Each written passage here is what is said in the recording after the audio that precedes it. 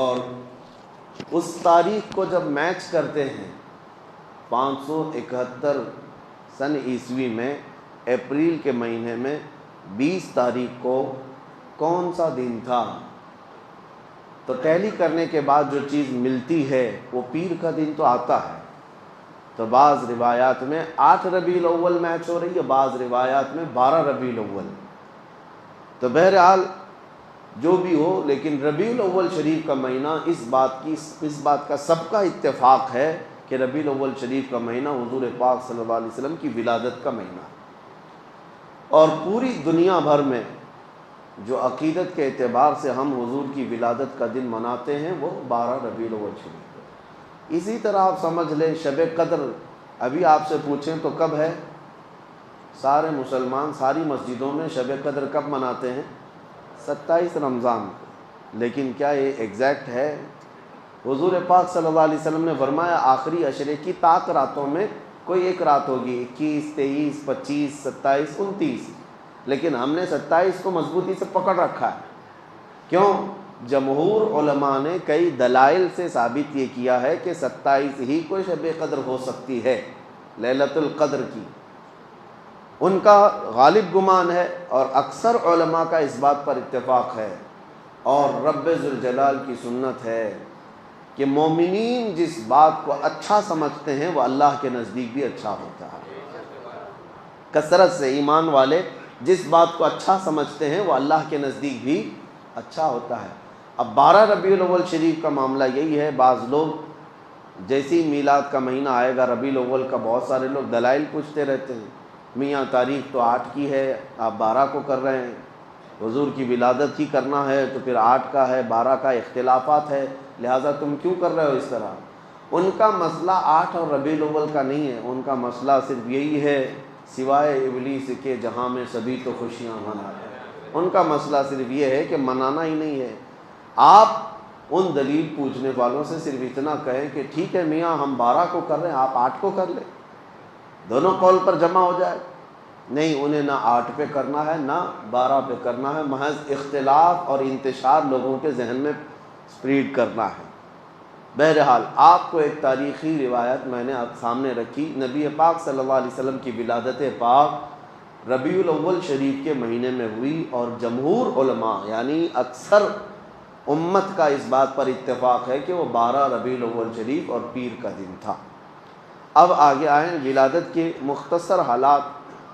حضور پاک صلی اللہ تعالیٰ علیہ وسلم کی والدہ ماجدہ سیدہ بی بی آمنہ رضی اللہ تعالیٰ عنہا نے خود جو روایتیں بیان کی، ظاہر سی بات ہے ماں نے جو کہا ہو اپنے بچے کی ولادت کے لیے وہ سب سے معتبر قول ہے، سب سے مستند قول ہے۔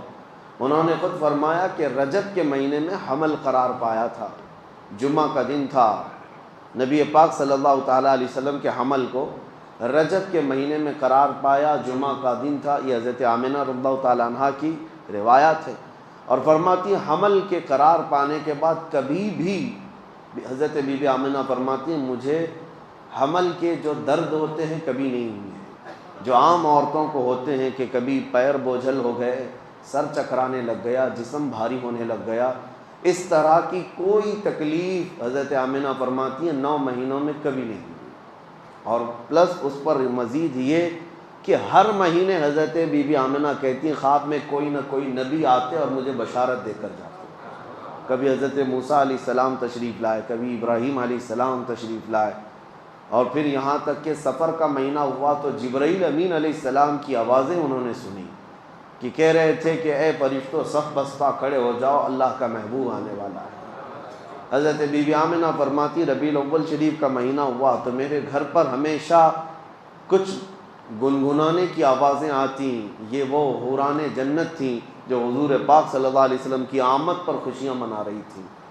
اور پھر حضرت بی بی آمنہ رضی اللہ تعالیٰ عنہ فرماتی ہیں ولادت کا دن تھا، یعنی 12 ربیع الاول شریف، اس سے ایک دن پہلے وہ کہتی ہیں اچانک میری پیشانی میں ایک درد سا ہوا، یعنی ایک جھٹکا سا ہوا، اور پھر ایک نور ظاہر ہوا، ایک روشنی نکلی، اور وہ روشنی اتنی تیز آگے بڑھتی گئی، حضرت آمنہ فرماتی میں مکہ میں بیٹھ کر کے ملک شام کے محلات دیکھ رہی تھی، عراق میں شہر بصرہ کو میں دیکھ رہی تھی، مکہ سے ملک شام اور بصرہ کوئی 100-200 کلومیٹر بھی نہیں، ہزاروں کلومیٹر دور ہے، اور حضرت آمنہ فرماتی ہے میں وہاں تک کے حالات کو اپنی آنکھوں سے مکہ میں بیٹھ کر دیکھ رہی تھی۔ تو حضور پاک صلی اللہ علیہ وسلم کی ولادت یہ عام ولادت نہیں تھی۔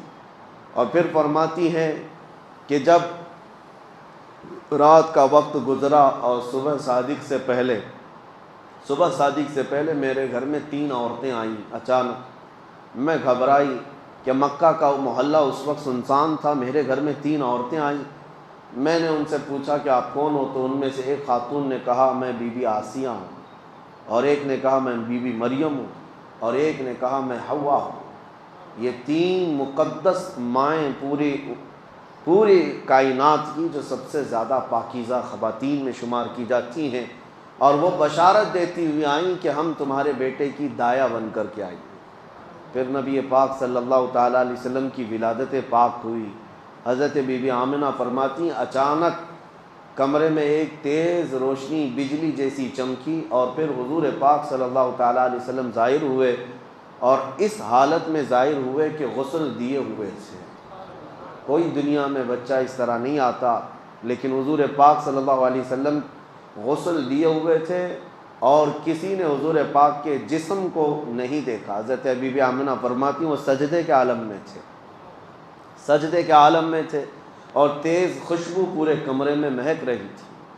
اور اس کے بعد حضرت بی بی آمنہ فرماتی ہیں میں نے اپنے بیٹے کے چہرے پر نظر ڈالی تو دیکھا سرما بھی لگایا ہوا ہے اور عطر میں بھی معطر ہے۔